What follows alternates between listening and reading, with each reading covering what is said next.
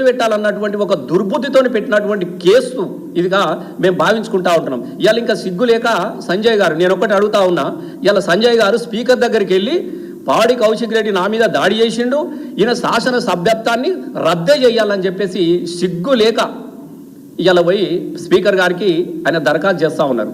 నిజంగా నీకు సిగ్గుంటే, నీకు లజ్జ ఉంటే, నువ్వు ఒక మనిషివే అయితే నేను ఇలా ఒకటి నీకు సూటిగా చెప్తా ఉన్నా సంజయ్ గారు, నువ్వు ఫస్ట్ రాజీనామా అయ్యాయి.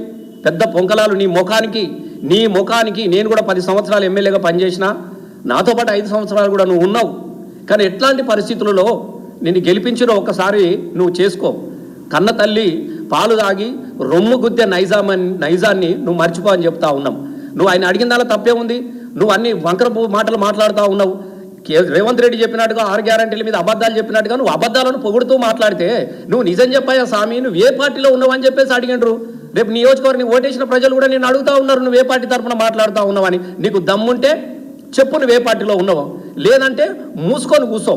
మేము ఇలా నువ్వు కాంగ్రెస్ వాదివే అయితే నిన్ను కూడా నేను సూటిగా అడుగుతా ఉన్నా, రాజీనామా అయ్యాయి. నువ్వు పెద్ద ఇప్పుడు మీ ప్రభుత్వంలో మా రేవంత్ రెడ్డి సారు ఆహా ఊహా అని చెప్తా ఉన్నావు కదా.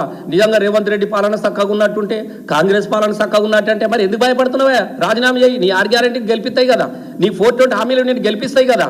కానీ ఏమంటారు చూడు, తినేందేమో మొగని సొమ్ము పాడేడుతో ఇంకోని పాటను అన్నట్టుగా ఇవాళ ఇక్కడి నుంచి గెలిచి బీఆర్ఎస్ పార్టీ నుంచి గెలిచి కాంగ్రెస్ పాట పాడుతూ ఇలా సంక్రాంతికి వచ్చే బిచ్చగలలాగా ఇలా నువ్వు తిరుగు మాట్లాడుతూ ఉన్నావు. మాకైతే నవ్వొచ్చినా ఉన్నది.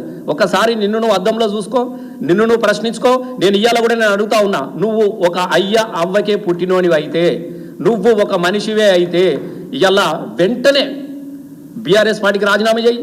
నీ శాసన ఇవాళ నువ్వు స్పీకర్కి ఇవ్వాల్సింది పాడి కౌశిక్ రెడ్డి మీద ఫిర్యాదు కాదు, నీ రాజీనామా లెటర్ ఇచ్చిరాపో, నిలబడిపో. రేపు ప్రజలు తెలుస్తారు కదా. నిజంగా ప్రజలు నేను అంగీకరించినట్టుంటే నీ ఇంటికి వచ్చి క్షమాపణ చెప్పొచ్చు వస్తాం మేము. నీ ఇంటికి వచ్చి ప్రజలు నేను అంగీకరిస్తే పాడి కౌశిక్ రెడ్డికి వచ్చి నువ్వు చెప్పిందే కరెక్టు, కరీంనగర్ సమీక్ష సమావేశంలో నువ్వు మాట్లాడిందే కరెక్ట్ అని చెప్పేసి నీ ఇంటికి వచ్చి క్షమాపణ చెప్పొస్తాడు.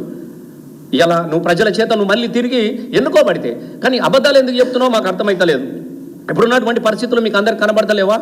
ఇలా మేము ఒకటి అడుగుతా ఉన్నాం, ఇలా మీరు తెలంగాణ పల్లెల్లో ఏ ఊరికన్నా ఏ పల్లెకన్నా వెళ్ళండి.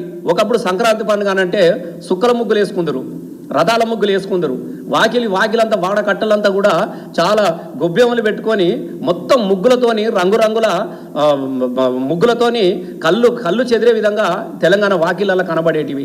ఇలా ఏం కనబడతా ఉన్నాయి? ఏ వాకిలి ముంగటికి పోయినా నువ్వు ఇస్తానన్న తులం బంగారం ఏమైపోయినదని ముగ్గులు వేస్తా ఉన్నారు. ఆడోళ్ళు సిగ్గుండాలి మీకు.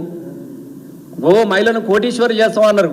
ఇలా 1 కోటి మంది మహిళలు వాకిళ్ళలో ముగ్గులు వేసుకుంటా ఉన్నారు. మాకు ఇస్తానన్న 2500 ఎప్పుడు ఇస్తావు అని చెప్పేసి ముగ్గులు వేసుకుంటా ఉన్నారు. గచ్చుల మీద చాక్పీసులతో రాస్తా ఉన్నారు ముగ్గులల్లా. మా ముసలోళ్ళకి 2000 నుంచి 4000 ఇస్తా అని చెప్పినవు, ఏమైంది అని చెప్పేసి ముగ్గులు వేస్తా ఉన్నారు.